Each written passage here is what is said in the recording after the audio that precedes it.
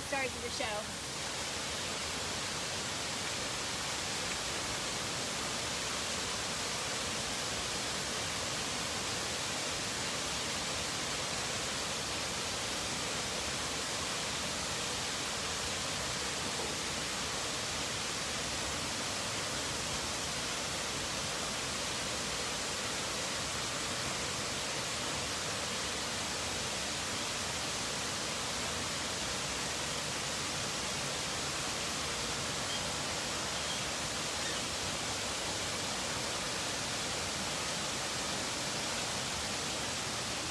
Alright, good afternoon and welcome again to another online keeper chat.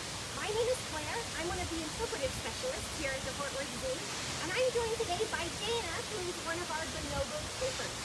We're here to talk a little bit about them, answer any questions you have, and introduce our bonobos. But before we do that, let's talk a little bit about what bonobos are, because many people have never actually heard of them before. And there are a couple of good reasons for that. One is that they are found in only one country in the world, the Democratic Republic of the Congo in Africa. And the other is that we are one of only 7 zoos in the United States that have bonobos. So they're not one of those animals you get to see on every field trip, like the lions and tigers and bears. Another reason many people have never heard of them is that bonobos were not recognized as being their own species until 1929. Which means that it's been less than 100 years that we've been calling bonobos, bonobos. Before that, people thought they were just little chimpanzees. And you can definitely see the resemblance. These guys look a lot like chimps.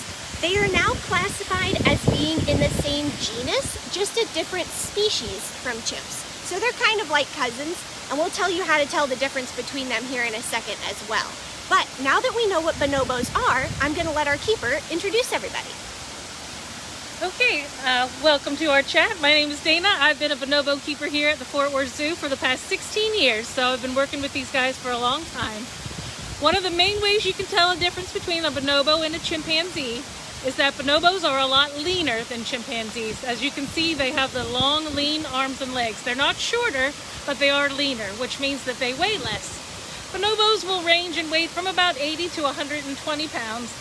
Our biggest one is actually a female. She weighs about 115 pounds. That's Johari.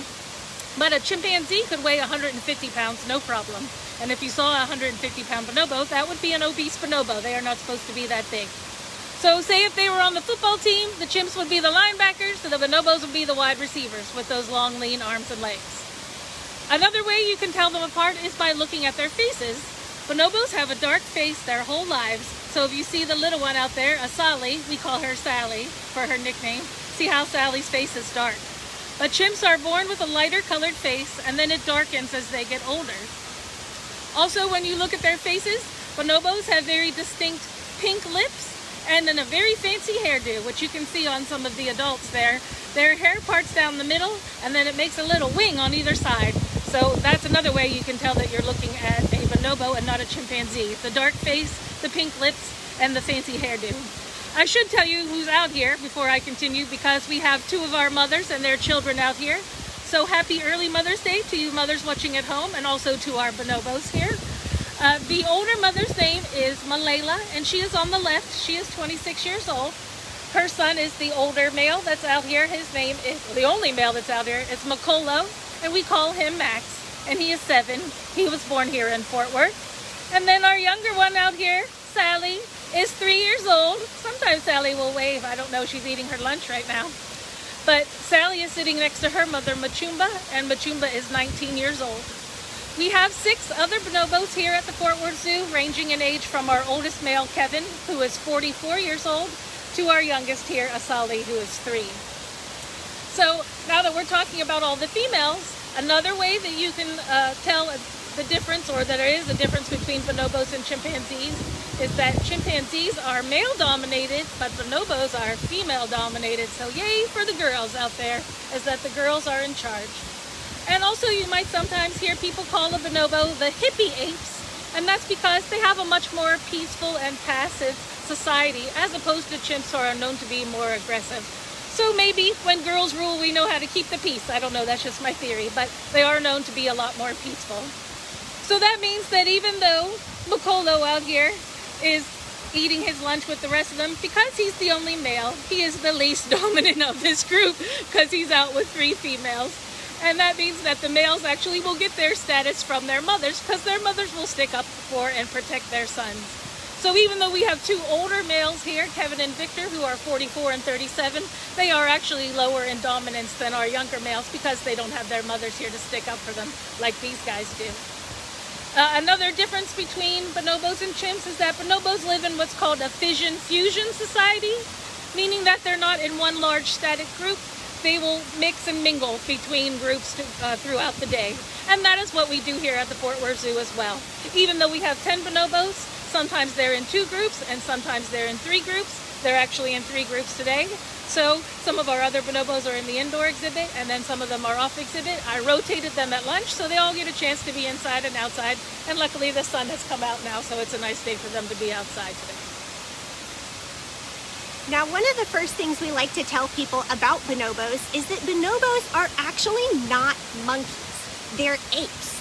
But many people don't realize what the difference is. Some people think it's size or color or whether or not they have thumbs. But monkeys and apes do generally both have thumbs.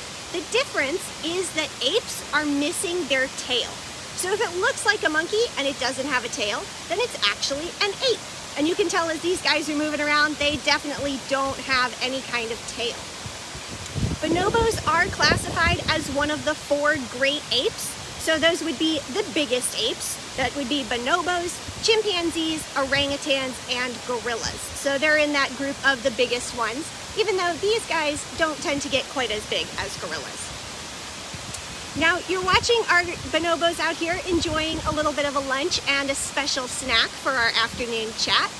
Bonobos are what we call herbivores. So everything you're seeing them eating is fruits and vegetables. You can see Max up there has got some bamboo that he's munching on, and the girls down here have some handfuls of fruit. And today their special treat was some popcorn. But their diet is actually another difference between them and chimpanzees, because chimps are known to regularly hunt and eat meat. So they are classified as omnivores, whereas these guys stick mainly just to their fruits and vegetables. Here at the zoo, our bonobos get 3 meals a day, breakfast, lunch, and dinner, just like you and I have. Breakfast and dinner are all vegetables. And then lunch, which is what you're watching them have here, is fruit. And fruit is kind of like bonobo candy. They like it a lot better than their vegetables, just like I like my fruit a lot better than my vegetables. And so we save that for the afternoon, and we use parts of it for when the keepers are able to work one-on-one with the bonobos to do their training and use that food as a reward for when they do things that we ask them to do. Since our bonobos aren't having to spend all day looking for all of that yummy fruit and vegetable stuff though, they have a little bit of extra time on their hands. So we like to give them something to do and think about here at the zoo, and we do that through something called enrichment. And enrichment is basically anything for them to see or taste or touch or smell or play with or shred into pieces that's just out there to give them something to do during the day. So I'll let Dana tell you about some of their favorite enrichment.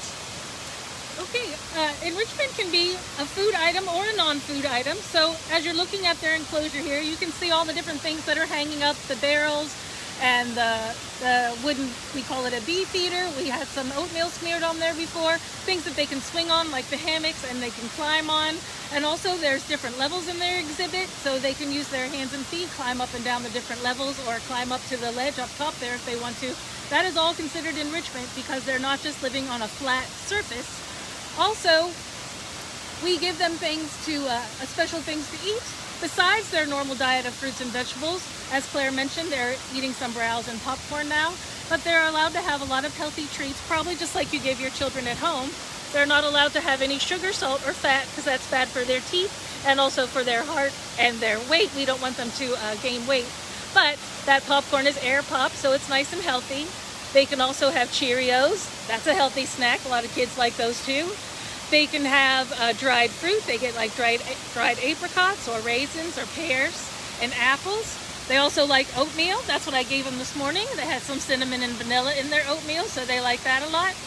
Sometimes I will boil their sweet potatoes and make them mashed sweet potatoes, and those are things that I can smear onto the different parts of their exhibit. Or sometimes we put those in paper bags and give them little treat bags with the mashed potatoes in there. And also they like sunflower seeds, anything like that that you can spread through the grass and spread in the exhibit, and then it takes them time to go and look for it. So not only is that enriching physically because they are expending some energy to go and look for their treats, but also mentally because they're either having to look for it or manipulate a puzzle feeder, shake it out of a feeder, or we give them things called pick boards, which is like a big cutting board with holes drilled into it that we can smear the treats in, and then they sit and pick the food out. So those are all different kinds of enrichment. And we're also going to talk about training, and the training is also a form of enrichment because not only does it give them some time with one-on-one rapport with their keeper working with me, but also gives them something to do and lets them think about the different behaviors that they are learning. A lot of the enrichment or a lot of the training that we do for them is really just helping us with their husbandry, meaning there's their day-to-day care. So normally we start out showing them things like showing us their different body parts. So they know the words for it. They're used to hearing us speak. So I'll just ask them, can I see your toes or your fingers or your shoulder or your thigh? They will open their mouth or turn around, stand up, sit down, all those different things like that. That way, in case they have a boo-boo or something going on, I can just ask them to show me. I say, show me your boo-boo, and then they show it to me. So I can look and make sure that it's healing up nicely. And there are times that the vets might give us something to flush a boo-boo out, and they're perfectly fine with that. They just hold their boo-boo out, and then we flush it out and give them a grape, because we use their grapes as their training rewards. So pretty much, as long as you have the grapes, they are willing to do that. Also, if they have to take medicine, here's a tip for you parents at home. You might be able to hide your medicine if you have kids that are hard to medicate. We will sometimes mix it into a peanut butter sandwich or some yogurt. So they will take the sandwich with from us if it's a pill. Or if we mix it in yogurt, then we train them to eat from a spoon from us. We just spoon it right in their mouths. And that way we can get the medicine to them. Especially a bitter pill, we'll usually put in the peanut butter because it hides the taste of the pill. And with liquid medication, we will either put it in some juice usually or some Kool-Aid. Every single bonobo has a little plastic cup that has their name written on it. So if they have to get medicine in a cup, I can just hold it right up to them and they'll drink it out of the cup. And that makes it easy for me to give them their medicine. Also, I get their weights once a month, so they are trained to sit on a scale. It's a big flat industrial scale, and they come and sit down, and once I get their weights, I say, thank you, very good, give them their grapes, and they can go along their way. That's how I know how much they weigh. That way we can report those weights to our nutrition department and our nutritionist who comes up with their meals, and they know whether to adjust their diet accordingly, whether they need more or less calories. Also, there are some medical procedures that we have trained the bonobos to do. These two females out here that have had children here at the Fort Worth Zoo were trained to let us do an ultrasound when they were pregnant. So they hold their bellies up to the mesh. The keeper uses the ultrasound wand to hold against the animal, and then the vet was the one that's actually reading the machine to see what the baby looks like. And also, we are training them to get their blood pressure taken through a finger cuff. Right now, we have all of our adult males trained to do that, and Machumba. So they'll hold their fingers out through the mesh, and then we wrap the blood pressure cuff around it, pump it up, and get their blood pressure. The reason that's important is that as bonobos get older, they're susceptible to illnesses just like people are, including high blood pressure. So if we can get their blood pressure and know what a normal blood pressure rate for them is, then we'll know if it starts to get a little bit higher. We can let the vets know, and they can treat them accordingly. Now, I should mention, as Claire was talking before about training, that different personalities in bonobos are just like different personalities in people. Miss Machumba up front here came from the San Diego Zoo, and she is a training rock star. So I can't really attribute any of the great training to me, because pretty much when she came in, anything I asked her to do, she already knew how to do. So I was like, can I see your shoulder? Yep, give me a grape. Can I take your blood pressure? Yep, give me a grape. Can I get your weight? Yep, give me a grape. She already knew how to do everything that I wanted her to do, but I let her run through it and show me. Because one of the other things that we do with their training is the reason that they'll hold their shoulder or thigh up is so that we can give them a shot. As I mentioned before, they can get the same illnesses that we can. So every year I get a flu shot at my doctor's, and then I give all the bonobos a flu shot, either in their shoulder or in their thigh. So that's why it's important for them to hold their shoulder up like that. But it only takes a second, and they get a grape afterwards or some grape juice as their reward, and then usually they forget about it. But there are a couple here that hold a grudge, and after I give them their flu shot, they don't like me for a couple of days, but then they forgive me after that. Because the reason, or the way that we train them to do that, is that we use the same kind of needle we would use for the flu shot, but we just blunt the end of it so that it's not sharp, and train them with that blunted needle. But as you know, eventually when they get the real shot, it is going to be a real needle and a sharp needle, but it just hurts for a second. But that keeps them all healthy. Since we do have 10 bonobos here, we don't want anyone to get the flu because they would give it to everybody else. And that's why I get my flu shot, and I would not come into work if I was sick because I would not want to make the bonobos sick. As you can tell, bonobos are very intelligent creatures and are great at learning new things and solving problems. But there are some problems that bonobos just can't solve for themselves. In the wild, bonobos are listed as endangered, with only about 10 to 20,000 of them left in the wild today.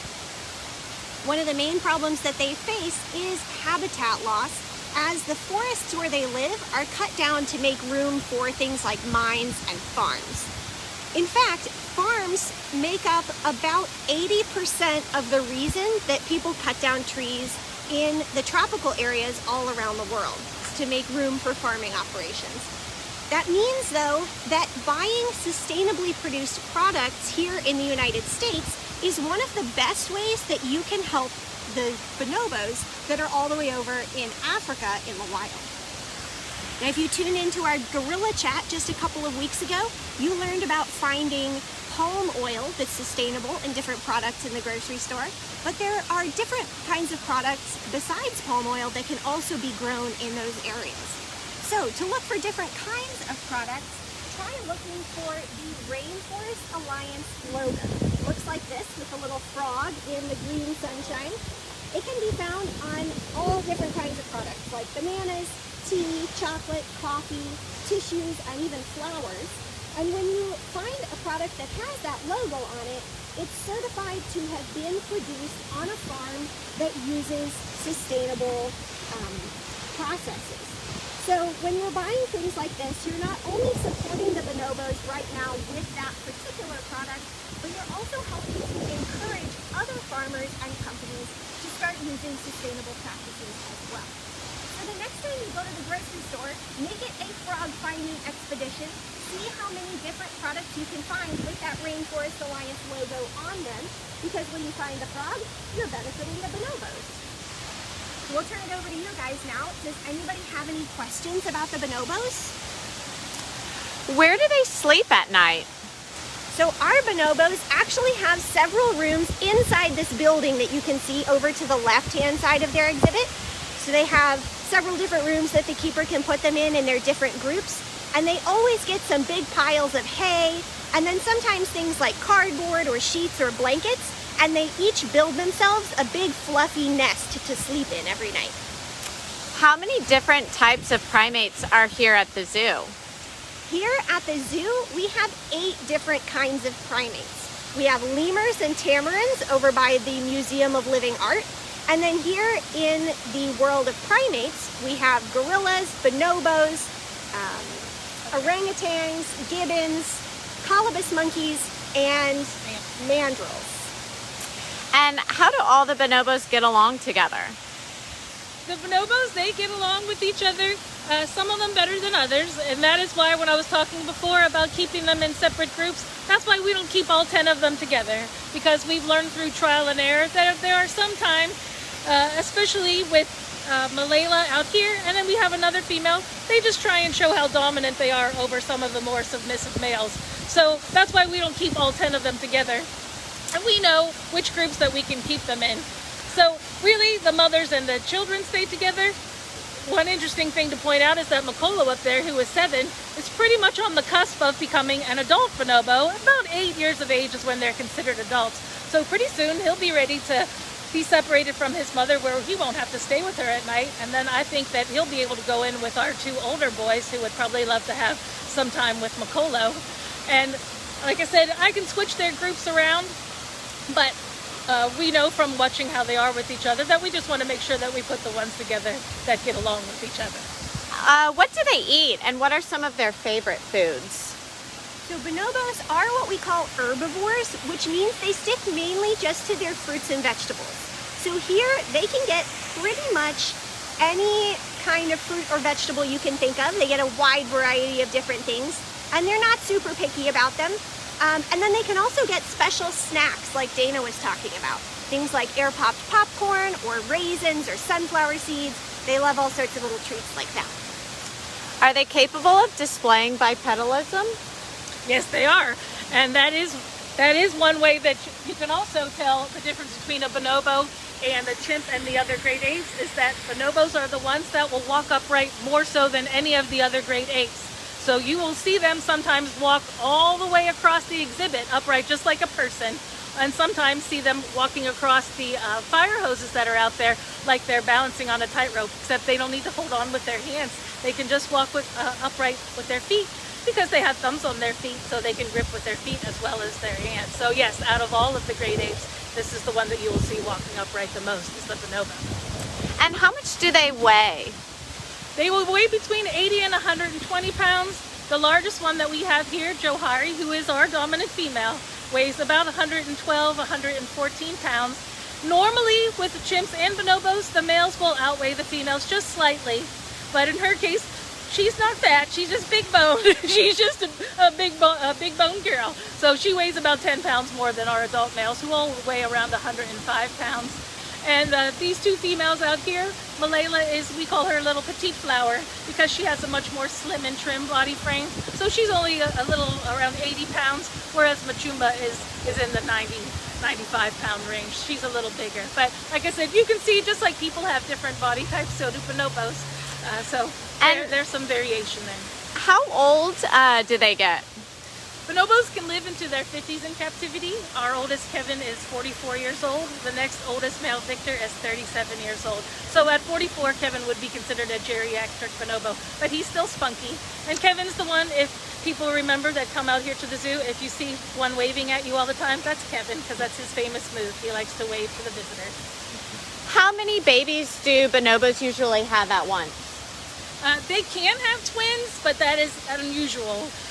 I don't know if there's been twins ever born here in the U.S. I think there have been overseas, but it's possible, but normally they are just having one baby at a time.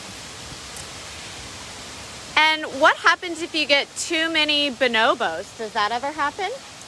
Well, that is one thing that would be a problem if that would happen, and that is why we have something called the SSP, the Species Survival Plan. There is a Bonobo SSP, and they are in charge of giving breeding recommendations to the zoos that house bonobos in the United States. That is to ensure that there is not an overpopulation of bonobos, because we have to know that we have enough room to keep them in, and before they will give you a breeding recommendation. So right now, we are at our capacity here at the Fort Worth Zoo. We do not have a breeding recommendation, but that could change in the future.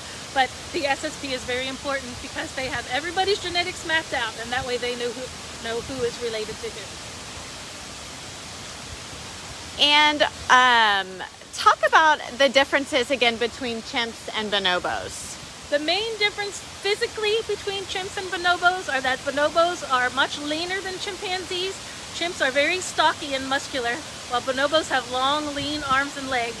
And if you look at their faces, bonobos have a dark face with pink lips, with hair that parts down the center and that swooshes out on the side. So physically, just look for long, lean arms and legs, dark face, pink lips, and fancy hairdo. The chimps don't have a fancy hairdo like that. And what kind of education or experience is necessary to work with these animals? Normally, some type of bachelor's degree in the sciences. My bachelor's degree is in biology, so in any of the sciences, that would help. Also, there's a lot of zoos that offer internships, including here at the Fort Worth Zoo, and that will help you get the experience, because you want both of those things before you start working at a zoo, is to have the education and the experience. That way you know whether you like it or not, because you'll know what you have to do. And like I said, I've been here for a long time, so obviously I like it. How many zookeepers work with the bonobos? That's a good question. We have seven zookeepers here in the world of primates, and we are all trained in all of the areas, which is the gorilla area, the orangutan area, and the bonobo area includes the gibbons, which are next door. So we can all fill in for each other if we need to. But I am the primary bonobo keeper, meaning I am with them 5 days a week. And then there are 3 other keepers that will fill in, whether I'm on vacation or it's my day off, that swing through all of the areas and will also take care of the bonobos. And can you tell us the names of the bonobos who are inside right now? The ones in the indoor exhibit is our other mother. Happy Mother's Day to her too. Her name is Lucy. Lucy is 30 years old. She has an adult son named Andy who is 15, and then a younger son named Billy. We call him Billy. He was born here too. He is 5 years old. And Andy, her son Andy, is actually little Sally's father. That's outside today, which means that Lucy is her grandma. And have you noticed behavior differences with these guys lately? Yes, we have noticed some behavior differences just because all of these bonobos were born in captivity. They were all born in a zoo in the United States. So their regular daily routine is having people like me come and take care of them and bring them nice food like popcorn, and having people like you come visit them at the zoo and wave to them and say hello and take their picture. So it is a type of enrichment for them to see the different visitors that come by. Everybody looks different, you have different hairdos and different clothes, so it's just like people watching at the airport, except they're people watching at the zoo.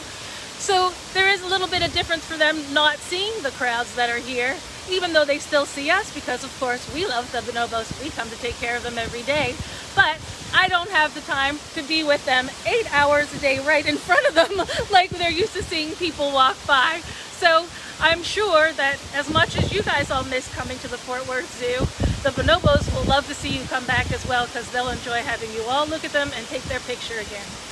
How do they communicate with one another? Do they use sign language? They do not use sign language, but bonobos, that's another way that you can tell that bonobos have a much higher pitch vocalization than chimps, where you may have heard of a chimp doing what's called a pant hoot, which is kind of a deeper hoo hoo hoo kind of call. I can't really do it.